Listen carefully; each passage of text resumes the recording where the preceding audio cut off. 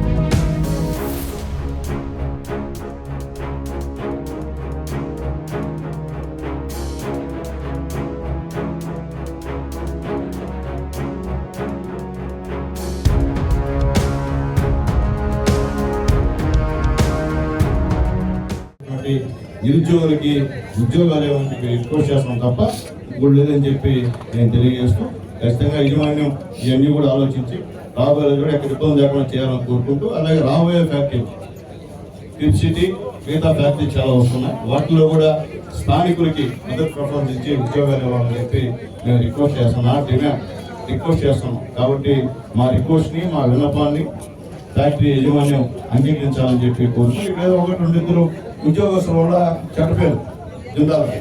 ఎందుకంటే ఇక్కడ స్థానికులు గేట్ జరిగిపోయినప్పుడు వాళ్ళని ఎక్కడెక్కడ మాట్లాడడం, ఆడ మాట్లాడిన వాళ్ళని తెలుగులో రాని వాళ్ళని ఎక్కడ పెట్టడం, వాళ్ళు చూస్తే మా రిజ్యూమ్ తీసుకొస్తే అది వాళ్ళు తీసేసుకోవడం, చేయడం, బయటపడడం పని చేస్తున్నారు. ఇప్పుడు చెప్పాం ఖచ్చితంగా తెలుగు వాళ్ళని పెట్టమని చెప్పాం, వాళ్ళు వచ్చిన వాళ్ళు కూర్చోబెట్టి మాడమని చెప్పాం. ఎందుకంటే వీళ్ళ భూములు తీసుకొని ఫ్యాక్టరీలు కట్టాం మనం. కాబట్టి స్థానికులకి మీరు ఖచ్చితంగా గౌరవం, అలాగే స్కిల్ డెవలప్మెంట్ సంబంధించి కూడా మాట్లాడాం.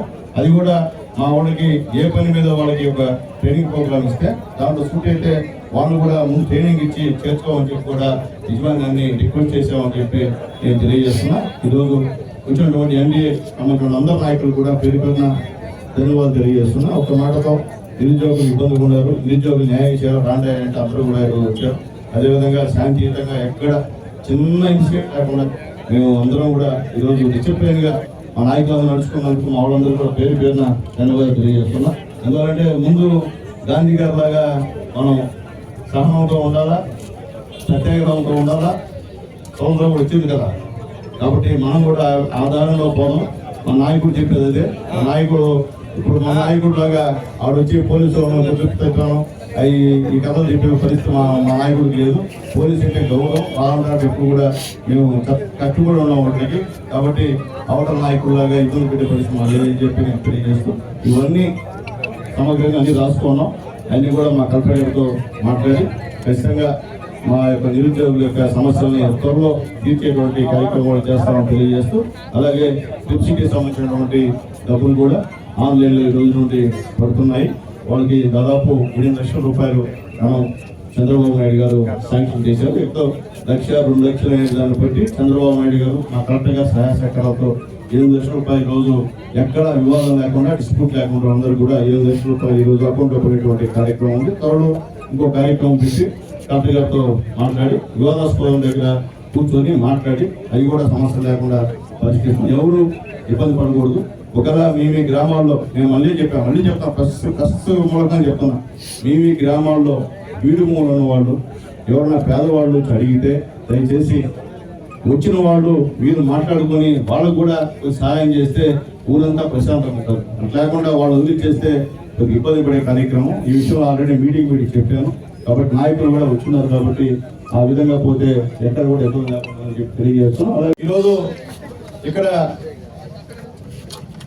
ఈ 4-5 పంచాయతీల్లో ఉన్నటువంటి మత్స్యకారులు, ఎస్సీ ఎస్టీ బీసీలు వీళ్ళందరూ కూడా ఇక్కడ మధుకాంలో, గతంలో మధుకాంలో, ఇప్పుడు జిందాల్ ఫ్యాక్టరీలో మాకంతా కూడా ఉద్యోగాలు ఇవ్వట్లేదు. మేము చదువుకొని అంతా ఎంటెక్లు చేస్తున్నాం, ఎంబీఏలు చేస్తున్నాం, బీటెక్లు చేస్తున్నాం, అలాగే పాలిటెక్నిక్ చేస్తున్నాం. మాకు ఇవ్వకుండా మేమైతే మాకు లేబర్ వర్క్ చేస్తున్నారు. అదే ఇతర రాష్ట్రాల్లో చూసిన వాళ్ళ కూడా మంచి జీతాలతో మంచి వర్క్ ఇస్తున్నారని చెప్పి అందరూ కూడా చాలా సంవత్సరం ఆవేదన చెందారు. నేను ఎమ్మెల్యేగా ప్రచారంలో నేను ఇవన్నీ ఊళ్ళోకి వచ్చినప్పుడు కూడా మా నాయకులు కూడా చెప్పా, ఖచ్చితంగా ఈసారి ఫ్యాక్టరీలతో మాట్లాడి స్థానికంగా ఉన్నటువంటి ఉద్యోగాలు స్థానికులు ఇవ్వమని చెప్పి కూడా మేము తెలియజేస్తామని చెప్పి ఆ రోజు చెప్పా. సంవత్సరం అయింది, కూడా ఆ ప్రయత్నంలో ఒక్కరు కూడా ముందు వేయని పరిస్థితి. మేము రుజువులు పంపిస్తున్నాం తప్ప వీళ్ళు ఎక్కడ ఉద్యోగాలు ఇచ్చే పరిస్థితి లేదు. అయినప్పటికీ మాకు ఈ జిందాల్ ఫ్యాక్టరీ ఒక వరం. ఎందువల్లంటే ఈరోజు ఫ్యాక్టరీని మా నాయకుడు స్వాగతిస్తున్నారు, మేము కూడా ఫ్యాక్టరీని స్వాగతిస్తున్నాం. అయితే నేను చెప్పేది ఒకటే, స్థానికులకి ఉద్యోగాలు కల్పించండి, స్థానికుల్ని బానిసలుగా చూడొద్దు. వాళ్ళు కూడా మీ సొంతోళ్ళే, వాళ్ళందరూ కూడా మీకు ల్యాండ్ ఇచ్చారు కాబట్టి ఈ రోజు మీ ఫ్యాక్టరీలు ఈ విధంగా ఉన్నాయి.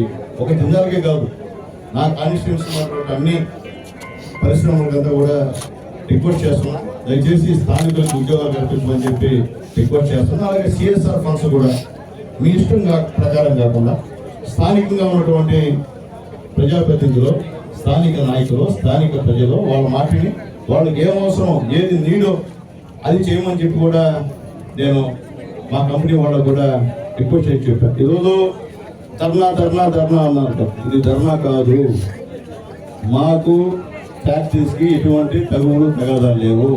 మేమంతా ఫ్యాక్టరీని ఆహ్వానించేవాళ్ళంలో ముందుంటాం. మేము ఈరోజు మా నిరుద్యోగుల బాధపడతాం కాబట్టి ఒక శాసనసభ్యుడిగా గతంలో ఎవరు కూడా ఈ విధంగా వచ్చిన వాళ్ళు ఉండరు. కానీ ఆ రోజు నేను మా యువత నాతో ఎట్లా తిరిగారు లోకేష్ బాబు పాదయాత్రలో అందరూ కూడా తిరిగారు, మా ఊళ్ళందరూ కూడా. కాబట్టి ఆ రోజు మాట చెప్పాం కాబట్టి దాని ప్రకారంగా మనం వచ్చి యజమాని రిక్వెస్ట్ చేసే బాధ్యత నాది కాబట్టి ఎమ్మెల్యేగా ఈరోజు వచ్చి రిక్వెస్ట్ చేసాం. ఆల్రెడీ కలెక్టర్ గారితో ఫోన్లో మాట్లాడారు. ఖచ్చితంగా నెక్స్ట్ వాళ్ళతో యజమానితో మాట్లాడి స్థానికులకు ఉద్యోగాలు కల్పిస్తామని కూడా వివరించారు. అలాగే పోలీసు కూడా మాకు పూర్తిగా ఇక్కడికి